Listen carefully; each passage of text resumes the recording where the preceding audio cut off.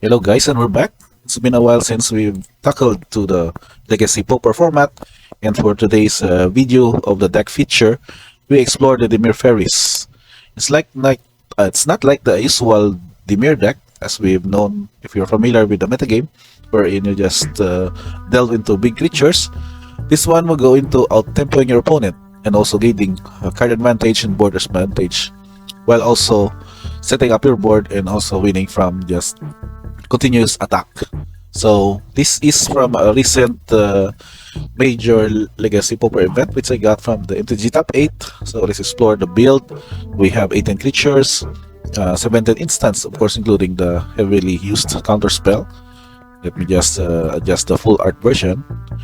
So it's still the best card for blue in this current setup. We have 18 lands and 7 sorceries as well as 15 sideboard, which we're going to go through in a bit. So first off are your choices of creatures.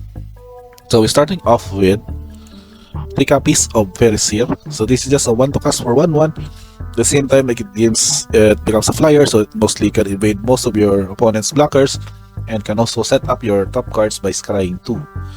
And we have 4 copies of Ogre Bolas. This can also dig up an instant or sorcery card among the top 3 cards of library, gaining you, of course, your needed card depending on situation, as well as providing a 1/3 body that can basically block most of the 2/1s in the 1/1s in the format.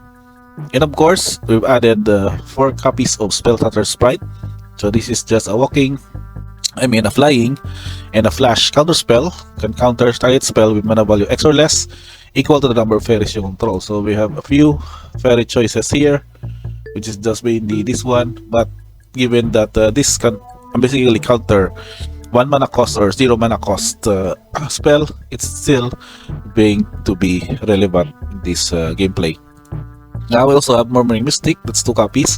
This can also create an army for you for 1/1 blue bird illusion creature token with flying whenever you cast an instant or sorcery spell. So this goes in a mid game up to the late game. We also have 3 copies of Ninja of the Deep Hours. You can also deduce into returning an unblocked attacker you control to your hand. So basically you can return a Fairy Seer or even a Spellcutter Sprite. So these are mostly evading creatures because of flying. At the same time, you can get another value out of it. And of course, whenever Ninja of Deep Hours can deal combat damage, you can draw a card, which again, another card advantage source. Then we have 2 copies of Thorn of the Black Rose. This goes with having the Monarch ability. The Monarch would also get you to draw or sort of draw a card, or gets you a benefit of the Monarch mechanic. At the same time, you get to have a 1/3 death touch. In the same ability, you can just trade off with another large creature and can also block off some of the winning creatures from that of your opponent. So with that creature setup, we have the 17 instants, which compose of course of card draws such as Brainstorm. We also have spot removals, Ogre Warp. This is just one of this, but can still be dig off by Ogre Bolas. We also have this spell, so solid counter again instant. 2 copies of Cast Down for spot removals against non-legendary creature, in which the metagame would surely have because of the Pauper All Commons setting. And then 4 counter spells, of course. And additional spot removals with Echoing Decay can kill off any copies of the tokens with the same name. A copy of Suffocating Fuse against, of course, where the token match up. And of course, the powerful 4 copies of Snuff Out, which you can just pay for life instead of paying the mana cost to destroy another target non-black creature which can't be regenerated. Now for the sorcery choices, we only have 7, but these are still very relevant cards for this deck archetype. We have 2 copies of Ponder, which are also card draw effect.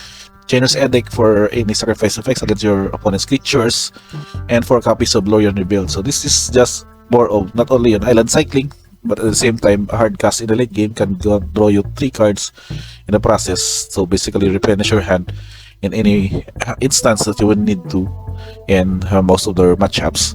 Now for the land choices, we have basically using the copy of the Island Swamp from Dominaria United. That's Contaminated Aquifer, 4 copies. And a copy of Dimir Aqueduct for sort of a added mana effect but can still bounce off a land you control. So this might be the good target for a Butchokabog for disabling any graveyard shenanigans from target player's graveyard. And a copy of Maestro's Jetter. So this is can also search library for a swamp, island, or mountain, and you would still gain life. And last but not the least are basic land copies, 10 islands, and 1 swamp. Now for your starting board choices, they are pretty much straightforward because of specific color that can house with the spells. So first off, we have 2 copies of Blue Elemental Blast that can destroy target red permanent or counter red spell. We also have additional copies for against the red matchup, which are a copy of Hydroblast, the same functionality, and of course with several one-offs into the deck, which can still have its specific function. So we have additional dispel, 1 copy of Neil Spellbound for Graveyard Shenanigans, additional copy of Generous Edict for sacrifice effects, 1 copy of Unexpected Fangs that can also become a source of lifelink against maybe for the Monored or other aggro matchup, 2 copies of Stormgeist that can basically resist with the Undying ability, can also become a threat in the mid game, additional copies of Suffecting Fumes, and a copy of Harms of Hadar to sweep off your opponent's creatures. And last but not the least is 2 copies of Kyubugaba Shinobi against any mid-range matchup, wherein you can ninjutsu for this one and can deal combat damage to have your target player discard 2 cards.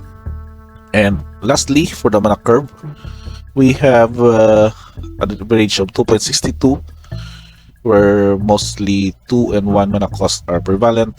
Color distribution is mostly for blue, and for black is just 7. Black cards are 12, and the rest are just mainly for blue. Hence, you can see here that we have 10 copies of Island and only 1 copy of Swamp. And this is the only token for generating for the Murmuring Mystic. And that's pretty much it for this deck tech. If you are already playing this build or you are aligned for the Dimir kind of deck strategy in Pauper, I would suggest you can try this build. And let's see how it goes by commenting below.